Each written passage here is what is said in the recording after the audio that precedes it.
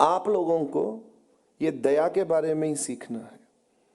संगत में आ गए हो पर संगत को अपना परिवार नहीं समझते आप लोग, एक दूसरे से लड़ने खाने को पड़ते हो। किसी ने तुहानू रोक देता भाई अंदर नहीं जाना, तो आप अपना परिवार नहीं समझते। अगर आपको आपका बेटा रोक दे कि डैडी अंदर नहीं जाना, डैडी रोक इत्थे ही, तो फिर भी तो रोकी जाओगे। आपका प्यो तुहानू रोक दे, तुहाडा प्यो कहे पुत्र इधर बैठ, उधर नहीं जाना, तो अपने प्यो नू तुसीं कह दोगे की गल है डैडी क्यों रोकदा मैनू। ऐसा तो कलयुग दे विच तुसीं ना बनो इदां दे। आपस में ऐसा प्यार माहौल बना के रखो कि एक ने कहा दूसरे ने मानी, नानक कहो दोनों ब्रह्म ज्ञानी। एक ने कहा दूसरे ने मानी। दया, ये दया का रास्ता अपनाइए आप। और अगर आप में दया नहीं है, दया परमात्मा से मांगिए। रब के पास थोक में पड़ी हुई है दया, दया का सागर है वो। जिस दिन आपके अंदर दया आएगी उस दिन आपके पास सब कुछ आएगा। दया से सब कुछ होता है। महाराज दर्शन दास जी, इनके पास कई बार ऐसा समय आया, सेवा इकट्ठी करी हुई है, ये 23,000 रुपये, 77 की बात है, 77, 23,000 रुपये, बहुत रुपया होता था उस समय, है ना। 23,000 रुपया महाराज जी के पास सेवा इकट्ठी पड़ी हुई है। संगत ने इकट्ठी करी कि दरबार साहब बनेगा, उसके लिए संगत ने इकट्ठी करके महाराज जी को सेवा दी। एक व्यक्ति आता है और महाराज जी को कहता मैं बहुत गरीब हूँ, मेरे पास महाराज जी गुजारे के लिए भी कुछ नहीं है, मैं नौकरी नहीं कर रहा, बहुत देर से भूखा भी हूँ, 3 बेटियां हैं, शादी नहीं हो रही, घर का बहुत बुरा हाल है, बहुत बुरा हाल है महाराज जी, महाराज जी कृपा करो। पता नहीं महाराज जी बैठे बैठे दया आ गई। दया महापुरुषों को आती है, कुछ भी कर देते हैं ये। वो दया आई और वो 23,000 रुपया उठा के महाराज जी ने उसको झोली में, झोली में डाल दी। वो क्या है, जिहड़ी संगत नाल बैठी सी वो भी सारी बड़ी हैरान कि महाराज जी अहीं तो इत्थे बड़ी बिल्डिंग बनाउणी है तो तुसीं चुक के सारा पैसा उस उन्होंने दे दिता, पता नहीं झूठ बोलदा होवे वो। महाराज कहते ने मैनू मेरी दया दा पता है, वो की करदा की नहीं करदा। महाराज ने वचन भी दिते नाल, जा तेरे 3 कुड़ियां दे विआह भी हो जाणगे समय ते, तेरा सारा कुछ ठीक भी हो जाएगा। एक पैसा जिहड़ा मैं तुहानूं दिता है, ये पैसे ना जाके छोटी मोटी दुकान खरीद लै तो उत्थे कारोबार शुरू कर दे, तेरी गरीबी सारी कट्टी जाएगी, याद रखेगा। कहंदे ने अज लाला बनिया होया गाजियाबाद दे विच, बहुत वड्डा कारोबार, पर हुण दर्शन दास को कभी आया भी नहीं मुड़ के। पर महाराज जी ने अपनी दया दिखाई उन लोगों पर भी जिनको उनको पता था कि ये वापस मेरे पास नहीं आएंगे। इसको दया कहते हैं। महाराज जी के पास एक महाराज दर्शन दास जी की कहानियां मैं अब सुनाऊंगा, आपको पता चलेगा संत के अंदर दया कितनी होती है। एक कोड़ी था, उसका नाम गणपत। वो महाराज जी के पास आया तो कोड़ पड़ा हुआ था शरीर पे, तो महाराज जी ने उसको अपने साथ ही सुलाना शुरू कर दिया। ये होता है संत। महाराज जी बोले कि मेरे साथ ही सोएगा तू आज के बाद। लोग उससे नाक बंद करते थे क्योंकि स्मेल बहुत आती थी उससे। कोड़ की बीमारी थी, सिर से लेके पांव तक कोड़ था, और अपने हाथों से महाराज जी ने सरोवर साहब ने उसको स्नान करवाना। आप पुत्र, क्योंकि संगत आगे जाती नहीं थी, संगत नाक। महाराज जी ने उसके साथ बैठ के लंगर खाना। ये होता है संत।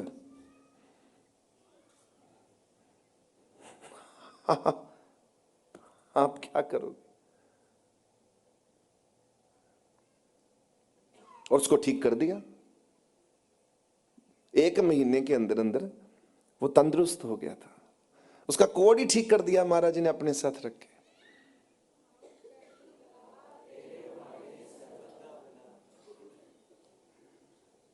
दया, महाराज जी ने एक दिन वहां पर, वो मल्ली बाबा जी सुनाया करते हैं, अब बाबा जी का उनको खिताब मिल गया, मल्ली साहब।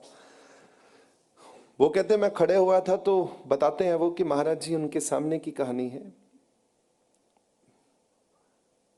गटर में, गटर गंदगी से भर गया, जहां टट्टियां जाती हैं उस गटर में, और वो सब फंस गया सारा का सारा गंद।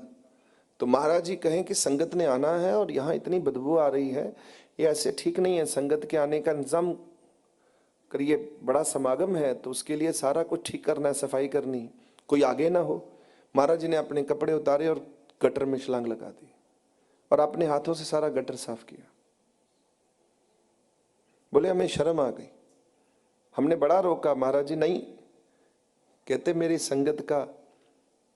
संगत ने आना है, भगवान ने मुझे उनकी सेवा दे रखी है। सोचो आप लोग, ऐसे नहीं महाराज जी को लोग पूजते, गुणों से पूजते हैं कि गुण है उनके पास। आप लोगों के पास गुण होंगे तो आपको लोग याद रखेंगे, जब आपके पास गुण ही नहीं होंगे तो कौन याद रखेगा। एक बताओ ना, गुण क्या है? तोड़ने का गुण है, जोड़ने का गुण है क्या किसी के पास? एक आदमी किसी ने जोड़ा मिशन में, बताइए मुझे? तोड़े ही होंगे, जोड़ा तो नहीं होगा।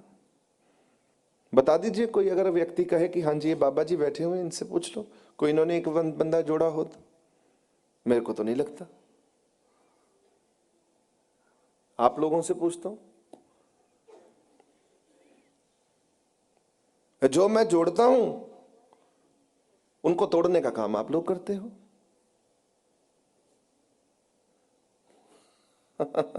फिर भी मैं खुश हूं आपसे, करो कोई बात नहीं, क्योंकि आप अपना काम करो और मुझे अपना काम करना है।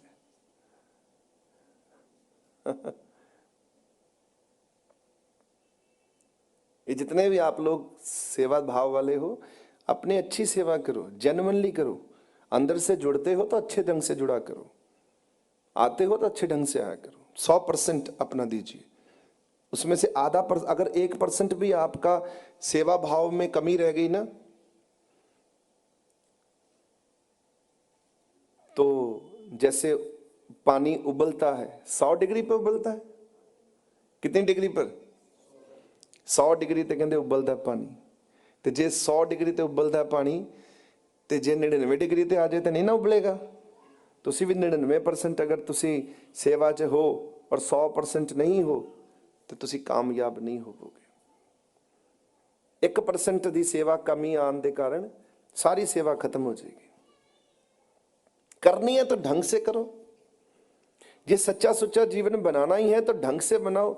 क्यों नाटक कर रहे हो अपने साथ भी और हम लोगों के साथ भी? अपनी बुद्धि को ठीक करो ना। और जहां आपको लगता है कि नहीं हम नहीं ठीक, हमारे अंदर कमियां हैं, तो भगवान से बार बार दया की भीख मांगो। दया तो उसके पास बहुत है। भैया दया मंगड़ी महाराज जी, इथों हिरदे तो महाराज जी मेरे अंदर काम वासना बहुत है, मेरे अंदर क्रोध बहुत है, मेरे अंदर लालच बहुत है, मेरे अंदर गलतियां बहुत है, मेरे अंदर पाप बहुत है, ये सब बोलो, कृपा हो जाएगी। आपको रोज बताना है महाराज जी को अपने दिल का हाल कि आज मैं क्या सोच रहा हूं, तभी आपको गति होगी, छुटकारा होगा। अगर जिस दिन आपने ना बताया, आपको गुस्सा आया हुआ है और आपने बताया नहीं कि मुझे गुस्सा नहीं चाहिए, पीछे से भगवान गुस्से को रोकेगा कैसे? आप पर दया कैसे करेगा? आपको रोज भगवान को कहना होगा, प्रभु आज मैं काम वासना से भरा हूं, शांत कर दो मुझे, प्रभु ये काम वासना नहीं चाहिए। भगवान कहेगा ठंड पा दो भाई, इनू ठंड पै जाएगी। गुरु ਨੂੰ ਕਹਿ ਦੋ, ਭਗਵਾਨ ਨੂੰ ਕਹਿ ਦੋ, ਇੱਕੋ ਹੀ ਗੱਲ ਹੈ। गुरु वाले पासे ध्यान कर लो, भगवान वाले पासे ध्यान कर कह दो मैनू गुस्सा बहुत आ रहा है, मैनू काम बहुत आ रहा है, मैनू ये बहुत आ रहा है। उसी समय आपको ठंड पै जाएगी। इदा लगेगा जिदा पता नहीं किसी ने चुक के तुहानू ठंड पाती। उस वेले करके देखो। अगर अभी भी कोई चल रहा है दिमाग में गंद गुंद, तो अभी अरदास करके देख लो कि मैं सच कह रहा हूं कि नहीं कह रहा। बस कहना है यहां से, और दृढ़ निश्चय से कहना है। इस ढंग से कहना है कि मैं सच्ची मुच्ची में छोड़ना चाहता हूं प्रभु, मैं फंसा हुआ हूं, कृपा करो प्रभु, ये मुझे नहीं चाहिए, ये गंदबंद नहीं चाहिए, ऐसे कहना है, तो फिर देखो उस पर कृपा होती कि नहीं होती। आप कहते नहीं हो क्योंकि आपको छोड़ना नहीं है, आपको आनंद लेना है गंदगी के ऊपर, इसलिए आप कहते भी नहीं हो।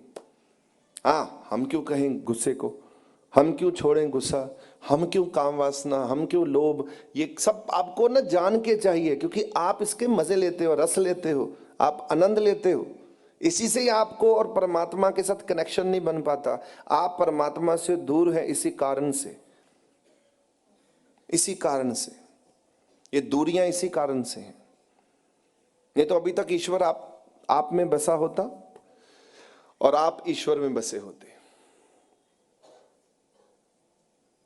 एक हुआ होता ये जीवन। ये अलग अलग है इसी कारण से है कि आप चाहते नहीं हैं,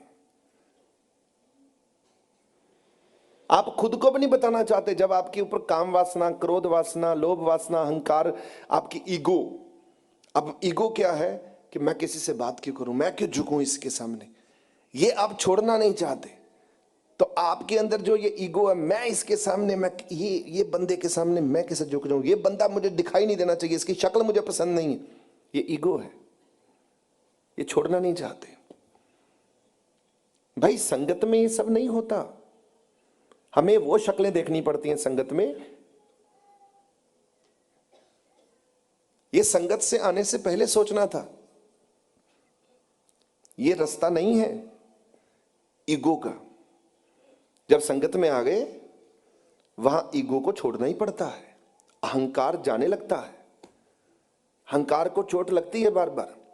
आपको कहा जाएगा यहां खड़ा रह, तो आपको बोलना नहीं होगा, आपको ये नहीं कहना होगा, प्रश्न नहीं करना होगा कि मैं यहां पर क्यों खड़ा हूं, चाहे आपका काम है या नहीं है। आपको सेवा दे दी, अगर टॉयलेट की सेवा दे दी तो आपको क्वेश्चन नहीं करना, अपनी ईगो को कहना है जो सेवा मिल गई ये सबसे ऊंची सेवा है, चल बंदे सेवा करते हो खड़े होके। ये अपने मन को समझाना होता है।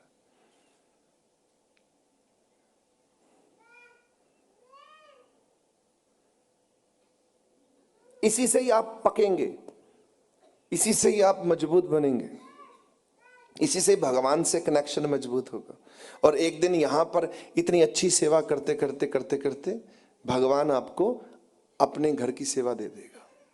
यही होता है।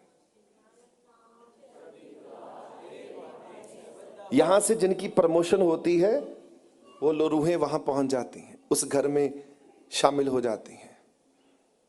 इस घर से उस घर की सेवा हो गई। पर पहले इस घर में हीरे बनना पड़ता है, कंचन निर्मल उन आत्माओं को। आपको कोई कीचड़ भी फेंक दे तब भी आप में कोई फर्क नहीं आना चाहिए। कबीर साहब ने बलख बुखारे दे बादशाह दी, मैं थानू कथा सुनाना हूं ना, फिर सुन लो।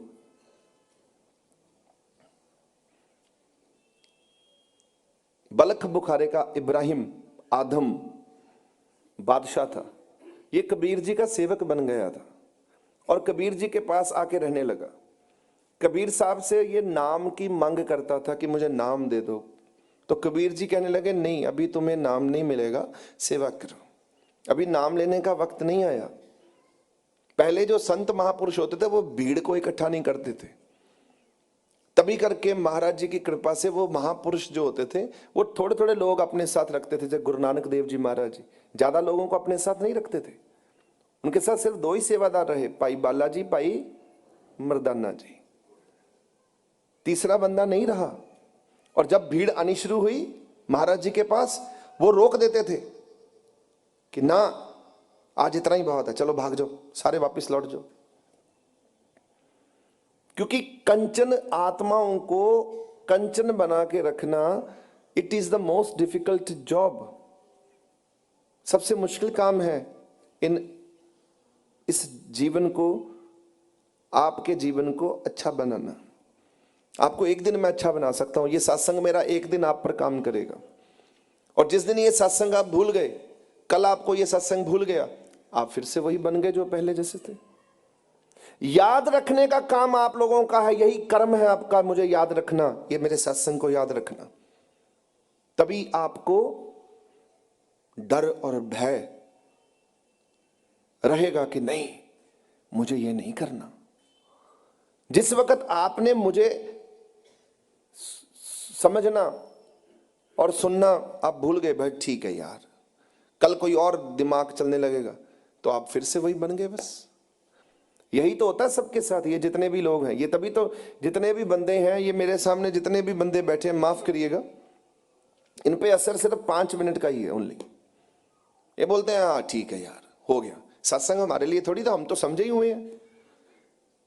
ये सब यहीं बैठ के यही सोच रहे हैं कि महाराज जी जो सत्संग कर रहे हैं ये ना इसके लिए कर रहे हैं जो मेरे साथ बैठा है, मेरे लिए तो मैं तो ठीक ही हूं। प्रॉब्लम ही यही है और यहीं पर बंदा मार खाता है। जब आप ये सोचेंगे नहीं मेरे पे सत्संग हो रहा है, महाराज जी की कृपा से मैं अब बदलूंगा और आज के बाद एक नया मनुष्य बनूंगा, संकल्प लूंगा, नया जीवन जीऊंगा, बात खत्म, जीवन बदल गया, कहानी खत्म होगी उसी समय। तो आपको बदलना है।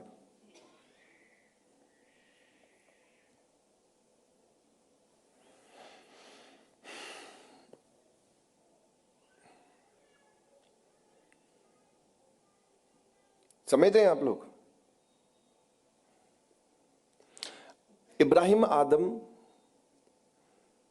कबीर जी के पास आता है, नाम दे दो। कबीर जी कहते हैं अभी तो तैयार नहीं हुआ नाम के लेने के लिए, अभी समय आएगा तो तैयार होगा तो तुझे मैं नाम जरूर दूंगा।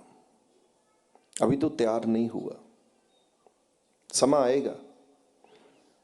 उनकी पत्नी माता लोई कबीर साहब जी के घर से, माता लोई कहती है कबीर जी को कि ये बादशाह 6 साल से आपके चरणों का सेवक बनकर बैठा है, इतनी सेवा कर रहा है, इसे नाम दे दीजिए स्वामी, आप तो मालिक हैं, इसकी इच्छा पूरी कर दीजिए, मुझे तरस आता है इसके ऊपर।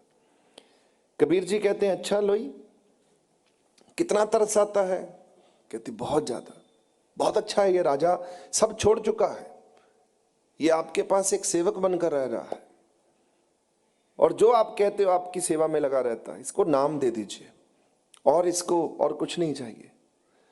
बोले लोई ठीक है, तुम कहती हो, सिफारिश कर रही हो तो मैं इसको नाम दे देता हूं, परंतु एक परीक्षा तुम ले लो इसकी तो बहुत अच्छा रहेगा। बोली कि क्या करना होगा? बोली एक गोबर का बाल्टी भरनी होगी और इस टिब्बे पे खड़े हो जाओ, ये जब आएगा तो इसके ऊपर बाल्टी फेंक दीजिएगा, बस इतना सा काम करना है। अगर इस परीक्षा में ये पास हो गया तो फिर मैं इसको नाम दे दूंगा। माता लोई को ऊपर खड़ा कर दिया और जब वो आ रहा था, वो गीत गाते हुए आता था कबीर जी के, उसको रंग चढ़ गया था कबीर जी का। उसने हमेशा जब आना, गली में आना तो गीत गाते हुए, जाते हुए भी गीत गाते रहना, आते हुए भी, सबको पता लग जाता था ये बादशाह रंग चढ़ गया है। वो गीत दोहे गाता रहता था कबीर जी के। तो कबीर जी को आवाज आई, माता लोई को आवाज आई कि वो आ गया है। तो माता लोई ने, ऊपर टिब्बा है उनके, वहां टिब्बा बना हुआ था ऊपर मिट्टी का, ऊपर चढ़ गई और वहां से उन्होंने उसके ऊपर वो गोबर वाली जो बाल्टी थी वो उसके ऊपर उड़ेल दी और फिर फटाफट से पीछे हट गई इधर। तो कहते हैं कि उसी समय बादशाह गीत भूल गया और ऊपर देखता है, उसको स्मेल चढ़ी और कहता है ओए कौन है? अगर ये मेरा बलक बुखारा होता ना तो मैं सिर कटवा देता तेरा। है कौन है तू? सामने आ जरा। वो राजा वाला जो बल था ना वो भी मरा नहीं था। बस जब ऊपर से कबीर साहब ऐसे बैठे हुए थे तो ऊपर देखा माता लोई की तरफ, मुस्कुरा पड़े कबीर साहब। माता लोई शर्मिंदा हो गई कि मैंने सिफारिश लगाई, गलत आदमी की सिफारिश लगा दी, कि इसके अंदर तो अहंकार भरा पड़ा है, इसने नाम कहां से लेना है? नाम तो लेकर भी जप नहीं पाएगा, नाम ले लेगा पर नाम की बेदबी करेगा, जो आप लोग कर रहे हो सारे। वो अलग से पाप कमाया जाएगा जीवन में।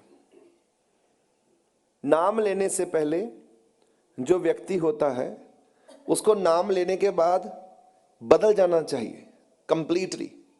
ये है नाम का मतलब कि नाम लिया और वो आदमी बदल गया। वो नहीं है जो नाम से पहले था। अब जब नाम ले लिया, नाम प्राप्त हो गया, तो वो बदल गया। पर होता तो ऐसा नहीं है। आप नाम लेते हो सिर्फ अपनी सिक्योरिटी के लिए कि हाँ, आधे लोगों को तो यही भ्रम है कि अब तो हम मनुष्य योनि में आ जाएंगे।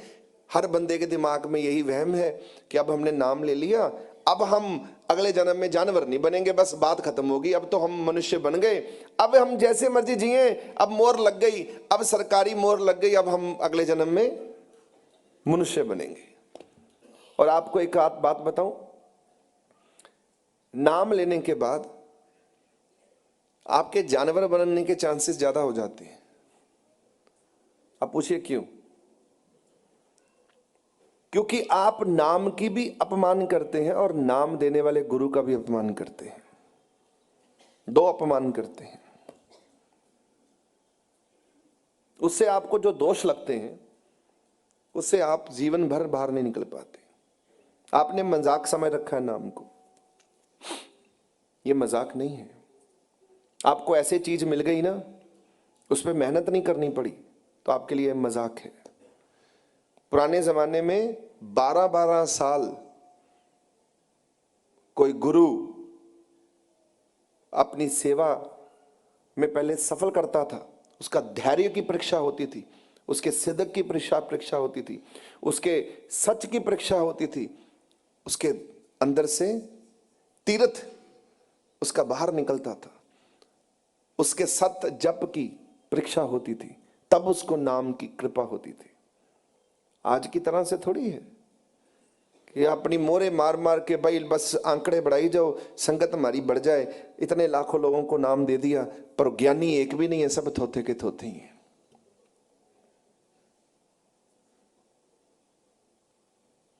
ऐसे थोड़ी था।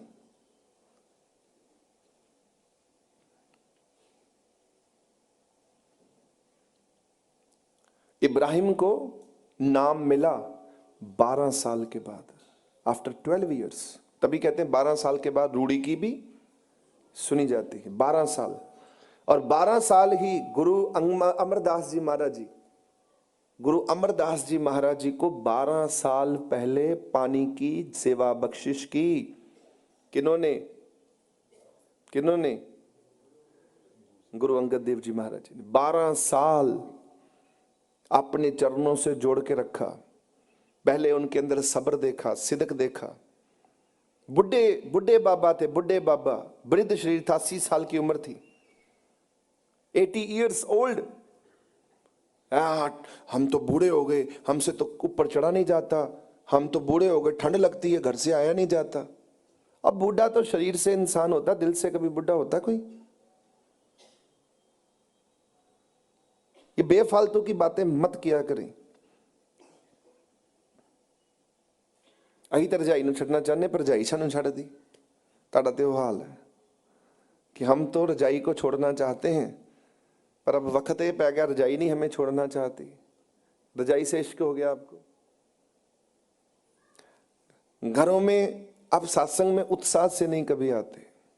चाओ नानक चाओ एहो, गुण गावा दिन रात नानक चाओ एहो। मुझे इंटरेस्ट होना चाहिए। मैं भाई सत्संग में जा रहा हूं, मैं कुछ प्राप्त करने जा रहा हूं, मैं कुछ लेने जा रहा हूं। चाव होना चाहिए। आप बिना चाव के कहीं जाते हो क्या? आप शादी पे जाते हो, कितना चाव चढ़ा होता है। हर बंदे ने उस वक्त अपने कमरे से एक एक सुंदर सुंदर पैंट निकाली होती है, कपड़े कर, ये कर, वो कर, जूते भी पॉलिश किए होते, इतना चाव चढ़ा होता है।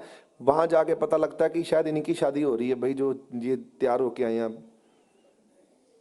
ये पहचाने भी नहीं जाती हैं कई तो बीबियां हमारे को। कभी शादी में गलती से मिल जाएं तो हमें भलेखा पड़ जाता है। अही ऊपर थले वेखते हैं कि ये बीबी, अच्छा वो आप ही कहती है मैं महाराज जी वो देखो यार, ठीक है भाई। हंसिए मत, ये सच है।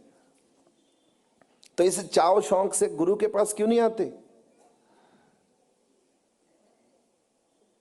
जीवन जो है इसे खराब करना है कि इसे ठीक करना है? तो इसको ठीक करिए, सीरियस, गंभीर होकर। थोड़ा सा अपने मन में गंभीरता रखिए, सीरियसनेस कि हाँ जी, वैराग्य, रागों से परे हो जाओ। राग, जीवन राग नहीं है, जीवन वैराग है।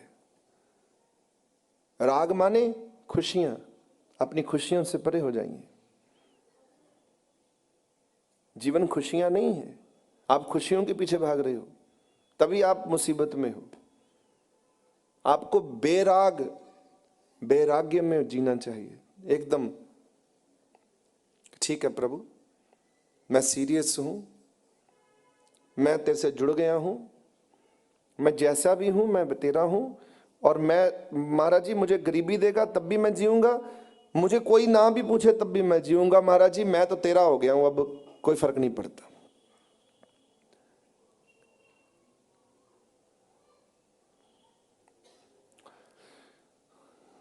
दया करो नानक गुण गामा,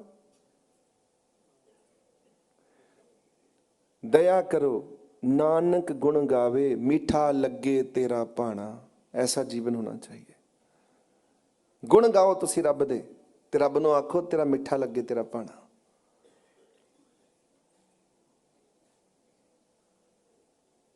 मेरे राम राय मुझसे कछु ना होए।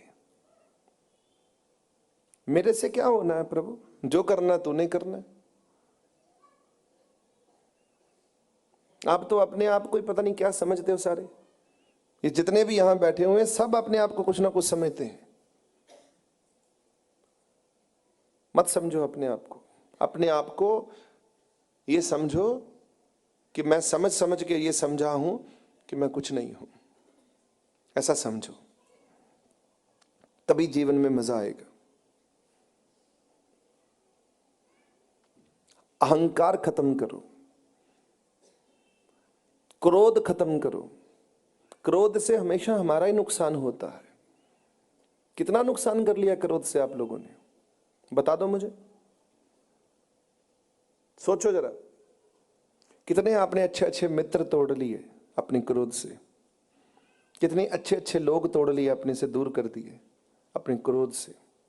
अपने क्रोध से रिश्तेदारों को तोड़ लिया, क्रोध से आपने बड़े अच्छे अच्छे लोगों को अपने से दूर कर दिया, गुस्से के कारण।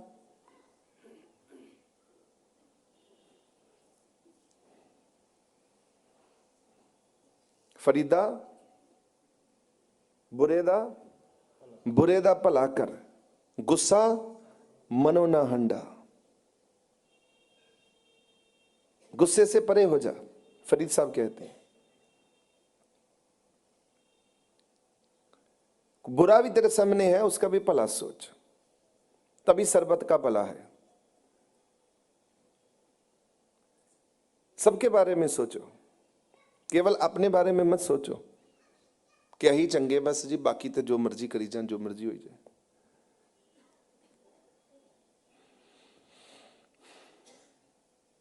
क्रोध छोड़ो। ये क्रोध ने बहुत आपका नुकसान कर दिया है, और कितना अपना नुकसान करवाओगे। इन क्रोध के चलते ही आपके जीवन में बहुत कुछ घट गया है। जो आज नहीं घटना चाहिए था वो घट चुका है। इतनी घाटे पड़ चुके हैं क्रोध के कारण। आपने सबको अपना दुश्मन बना रखा है, शत्रु बना रखा है इसी गुस्से के कारण। अरे झुकना है भाई, एक दूसरे के आगे सिर झुकाना होता है।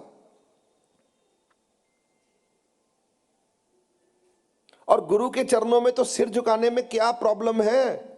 गुरु के चरणों में गुस्सा करके क्या फायदा मिलेगा? गुरु से बड़े हो गए क्या आप लोग कि जहां गुरु को गुस्सा दिखा रहे हो? इतने मूर्ख बुद्धि के हो गए हो। यहां तो सिर के ऊपर अगर जितनी मर्जी गाज गिर जाए, जय गुरु चिड़केता मीठा लागे, जे बख्शे दे वडियाई। अरे गुरु तो चिड़का भी मारता है तो वो आपके लिए प्रसाद बन जाती हैं। क्योंकि वो संवार रहा है आपको। पर आप जब गुस्सा करते हो वो आपके लिए अभिशाप बन जाता है, क्योंकि वो बिगाड़ रहा है आपको। यहां तो सब छोड़ना पड़ता है।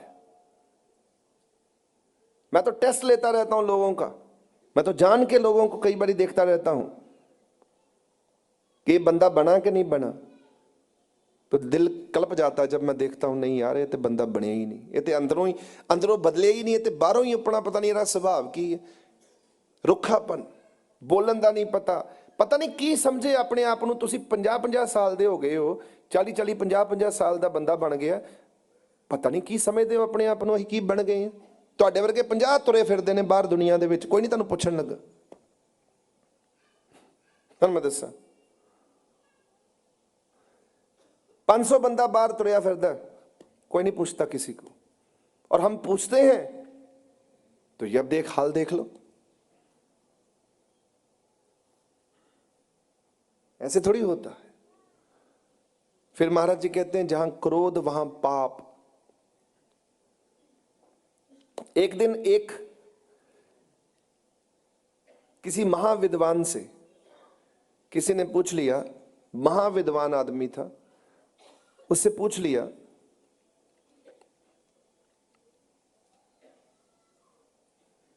कि ये घृणा क्या होती है,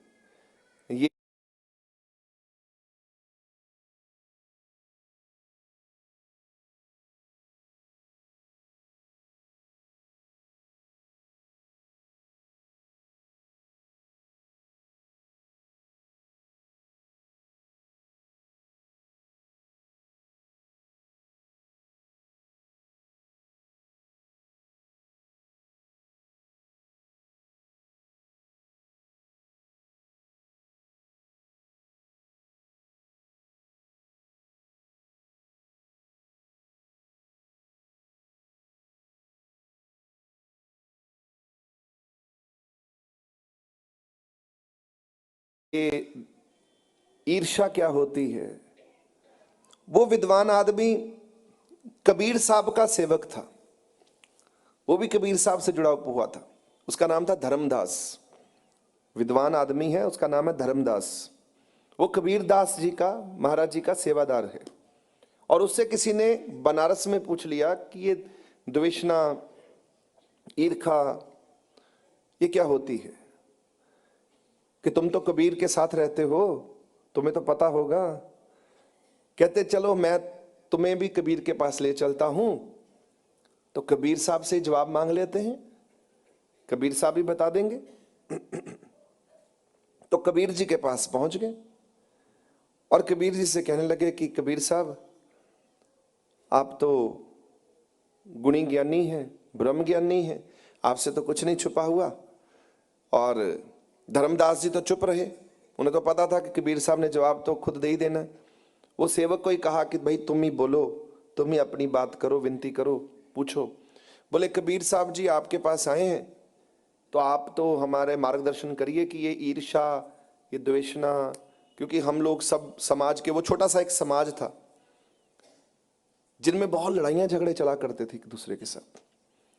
तो वो सब समाज के लोग आपस में बहुत लड़ते थे, घरेलू स्वभाव से भी, बाहर से भी, सब लोग एक दूसरे से।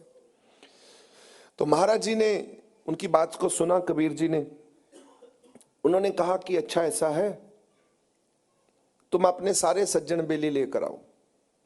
सब सज्जनों को, बेलियों को उन्होंने लेकर आए। बोला ये तुम्हारा समाज है? बोले हाँ। उसके 35 लोग थे, 35 के 35 लोग बैठ गए। कबीर जी ने कहा एक काम करना है कि अब तुम अपने घरों में जाओ, मैंने तुम्हें देख लिया है, अब तुम घरों में जाओ, तो कल मेरे पास सुबह आना, बड़े बड़े आलू लेकर आना, पर उतने आलू लेकर आना जितने तुम लोगों से घृणा करते हो, जितने लोगों से तुम नफरत करते हो, जितने लोगों से घृणा करते हो, जितने लोगों से तुम दुखी हो, जितने लोगों से तुम परेशान हो, उतने तुम आलू लेकर आना अपने साथ। तो ठीक है जी, ले आएंगे। सबको बुला लिया और वो बड़े बड़े आलू किसी ने अपने साथ 4 आलू, किसी ने 5, किसी ने 20, किसी ने 25, जितने लोगों से वो दुखी था उतने आलू उठा के ले आया तो अपने साथ आलूओं को। तो कबीर जी ने कहा ऐसा करो, अब इन आलूओं पे तुम उनका नाम लिखो जिनसे तुम दुखी हो। उनका नाम लिखवाया गया कि तुम इन खुद अपने हाथों से इसका नाम लिखो। लिखा। बोले ये झोले तुम उठा के लाए हो आलूओं के, अब इनको 1 हफ्ते तक अपने से दूर नहीं करना। सोना भी इनके साथ है, जागना भी इनके साथ है, और जहां तुम जाओ इनको अपने साथ लेके जाओ। लोग कहने लगे ठीक है। अब 1 हफ्ता था। अब सब लोग तो तब खेती खुदी करते थे, अगर तुमने खेती भी करनी है तो इनको उठा के खेती करनी है, अपने कंधे पे उठा लीजिएगा, तो इनको साथ लेके जाना है। कुछ भी कारोबार करते हो, दिहाड़ी का काम करते हो, मजदूरी का काम करते हो, तुमने इसको अपने साथ बांध के रखना है। अब किसी के जो 4-5 आलू थे वो तो ठीक है, अब जिनके 25-25 आलू थे, अब उनको पड़ गई मुसीबत कि ये अब कैसे अपने साथ रखें। अभी सोना भी इनके साथ, जागना भी इनके साथ, नहाना भी इनके साथ, खाना भी इनके साथ। अब 2 दिन में वो परेशान हो गए और आपने सभा इकट्ठी करी, और एक बंदा भागकर आया कबीर जी के पास कि वो सब सभा इकट्ठी करिए कि इतना बोझ हम नहीं उठा सकते। कबीर जी कहते भाई हमने 1 हफ्ते का टाइम मांगा, 1 हफ्ता तो दो मुझे। बोले चलो औखे सौखे होके 2-3 दिन और निकाले, चौथे दिन सारा आ गया जी समाज इकट्ठा होके, ये आलू अपने पकड़ो कबीर जी, ये हम नहीं उठा सकते। तो कबीर जी कहने लगे अच्छा 4 दिन में बस हो गई? बोले हाँ। कोई और तरीका बताओ, ये हमारे को समझ नहीं आई जो आलूओं का आपने किस्सा सुना दिया। कबीर जी कहते मेरी बात पहले सुन लो, तुम 4 दिन में आलूओं से तंग हो गए, अभी ये आलूओं पे सिर्फ उनका नाम लिखा है जो तुम्हारे दुश्मन है या जिनसे तुम्हारी घृणा है, और तुम इनको उठा नहीं सकते। जो दिमाग में तुम्हारे घुसे हुए हैं वो तुम कितनी बोझ के तले दबे हुए हो, कितना उठाते हो उन शत्रुओं का दिमाग में, क्योंकि तुम दुखी रहते हो उनके लिए। शत्रु नहीं दुखी रहता, तुम दुखी रहते हो उनके लिए, 24 घंटे उनके बारे में सोचते रहते हो। अब ये पंखा चल गया,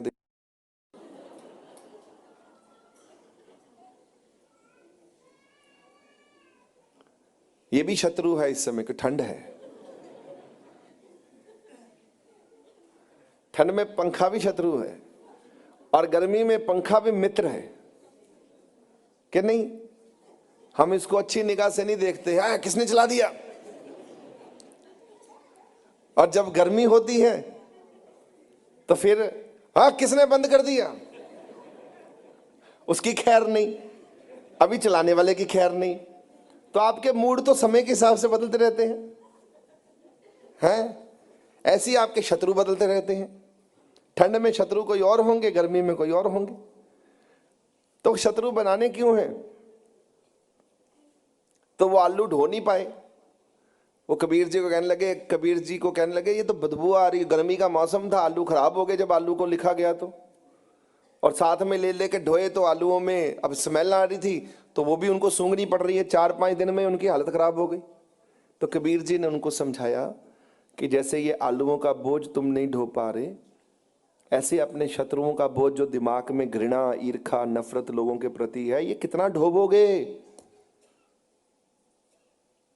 और जब उन्होंने छोड़े आलू तो सांस आई, तो बोले ऐसे ही अपने दिमाग से भी उन शत्रुता की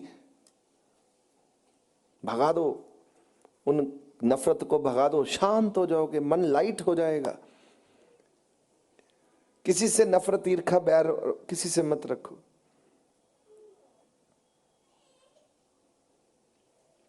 अगर आपकी नहीं बनती चाची, बुआ, फुफड़, फलाना ढमकाना, जरूरी थोड़ी है कि उनकी नहीं बनती तो उनके बारे में ही गलत सोचते रहना है। नहीं बनती तो कोई बात नहीं, ना मिलो ऐसे लोगों से। जिनसे नहीं बनती मत मिलो, मत उनका ध्यान करो, मत उनको याद करो, मत उनका सिमरन करो, मत उनके बारे में सोचो। जिनसे नहीं बनती उनसे दूर रहो, पर उनको शत्रु तो ना मानो, उनका से नफरत तो न करो।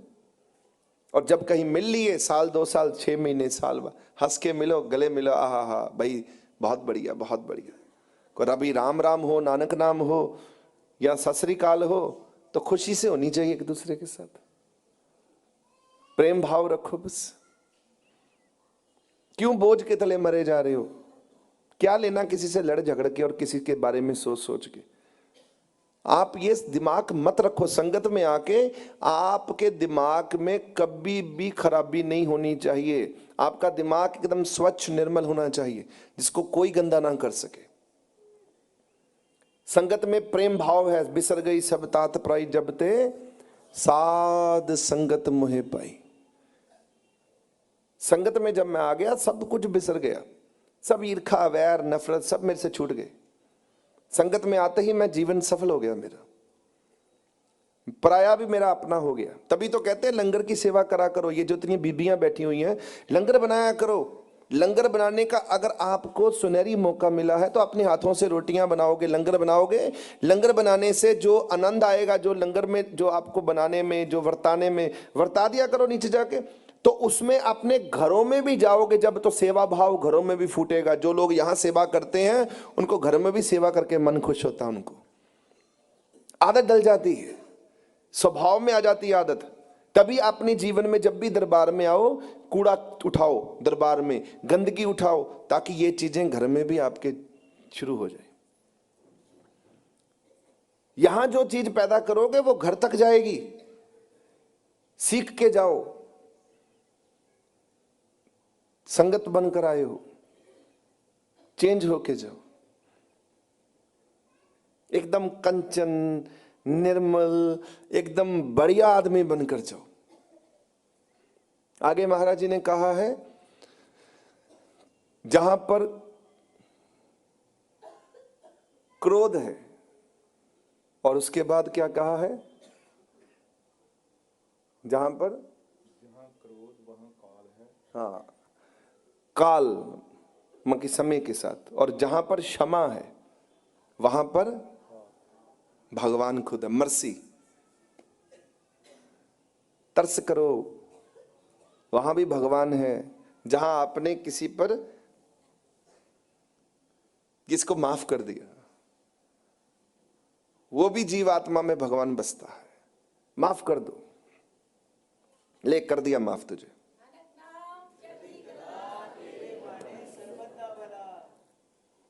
अगर कोई गलत काम करता भी है तो उसको पकड़ के मत रखो। गलतियां तो हमसे होती हैं सबसे, तो एक दूसरे को क्षमा करने का बल रखो। कोई व्यक्ति भी गलती कर देता है तो गलती को पहाड़ मत बनाओ, गलती को क्षमा करना सीखो। माफी नामा बख्शनहार, तू बख्श ले। आप बख्शनहार को कहते हो तू बख्श ले, तो खुद बख्शते नहीं हो किसी को यार। उससे रहम मांगते हो और आगे किसी को रहम देना नहीं चाहते। क्या ले रहे हो जीवन में? उससे क्षमा मांगते हो कि प्रभु माफ कर दे, मैं भुलनहार हाँ, तू बख्शनहार है। और कोई तुम्हारे साथ कोई गड़बड़ कर दे तो तुम उसको पकड़ के बैठे रहते हो। हाँ, उसको अगर नहीं बनती एक दूसरे की तो दूर हो जाओ और एक दूसरे के लिए अच्छा सोचो कि ठीक है भाई, हम एक दूसरे के साथ नहीं चल सकते, परंतु एक दूसरे के बिना दूर होकर भी हम प्यार तो कर सकते हैं, एक दूसरे से इज्जत तो कर सकते हैं। इज्जत करो, प्यार करो। जहां पैसा आ गया वहां तो प्यार होना ही नहीं है।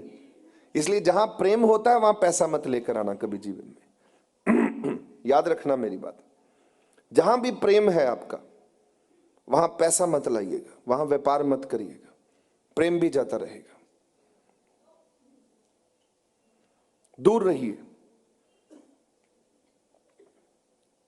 जिससे ज्यादा प्यार होता है उससे पैसे का व्यापार नहीं करते, उससे पैसे का लेन देन नहीं करते, उसको छोड़ देते हैं।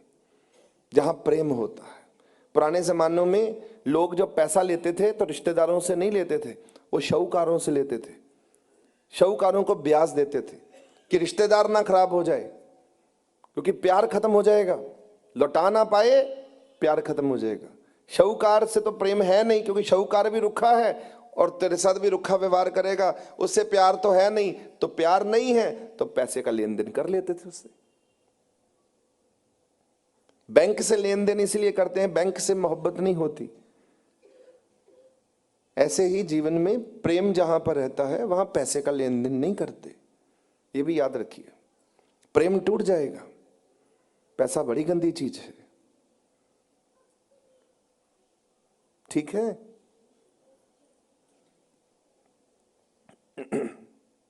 याद रखिए सारे, ये छोटी छोटी बातें काम आने वाली हैं आपके। अभी मैं यहां समाप्त करता हूं और आपको आशीर्वाद देता हूं कि आप सब लोग अपने जीवन में कुछ ऐसे कर्म करो, कुछ ऐसा कुछ करो जिससे आपके जीवन में एक संकल्प पैदा हो कि हाँ जी अब हमें ठीक होना है। हमें क्या होना है? आप कहां जाते हो? अगर कोई बाहर आपसे पूछे तो कहां जाते हो? गुरु के पास। क्या लेने जाते हो? क्या लेने जाते हो? भगवान की प्राप्ति करने। कहां जाते हो? कहां जाते हो? क्यों जाते हो? बस। भगवान की प्राप्ति कैसे करोगे? नाम से। बस। गुरु मिलेगा, गुरु से नाम मिलेगा और नाम से, इसके अलावा कुछ मत सोचिए, ना करिए। ये 3 बातों में ही सारा जीवन पूरा हो जाता है। क्यों आते हो? कोई पूछे बाहर का व्यक्ति, कहां जाते हो भाई तुम?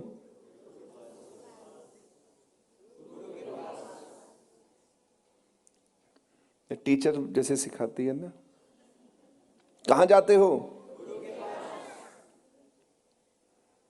क्यों जाते हो?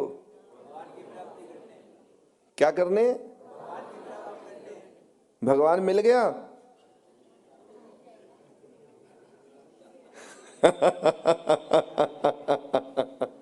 ऐसा तो आपने पढ़ाया नहीं था।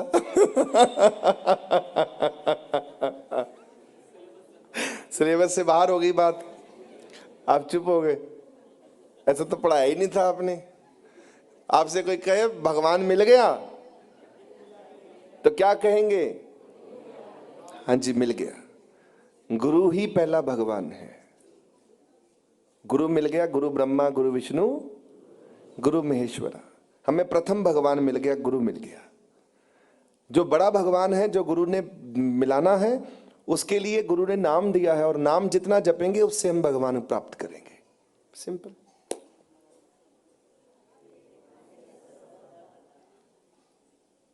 गुरु ही प्रथम भगवान है। गुरु ब्रह्मा, गुरु विष्णु, गुरु महेश्वरा, गुरु साक्षात पार ब्रह्म। गुरु के पास आ गए, हम भगवान के पास आ गए।